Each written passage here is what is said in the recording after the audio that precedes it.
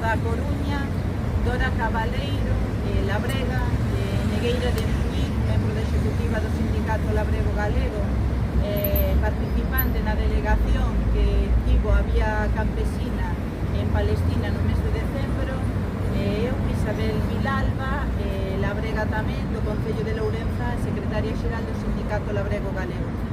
Estamos aquí para rexistrar, en primeiro lugar, unha petición de entrevista co delegado do Goberno.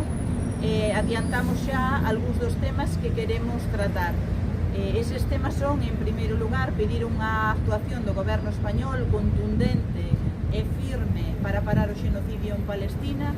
Esa actuación, ao noso modo de ver, ten que utilizar todas as ferramentas que o Goberno pode ter neste momento na súa man, desde o embargo económico, desde logo parar a compra de armas a Israel, todo o tema de diplomacia internacional e as distintas cuestións que poida utilizar o abeiro da norma internacional.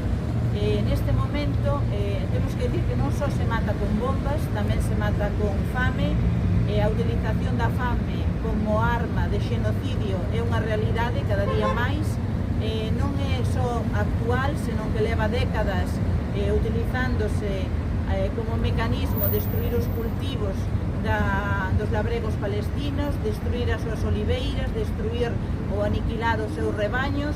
Isto é algo que levan os comités de agricultores de Palestino, membros da Vía Campesina, Unión de Comités, denunciando desde hai décadas, e agora, ademais, impedido a entrada de axuda humanitaria. Desde comezos de marzo impídese que entre axuda humanitaria despois de destruir hospitais, escolas, vivendas, etc. Estamos falando de miles de persoas asesinadas, moitos deles nenos e nenas.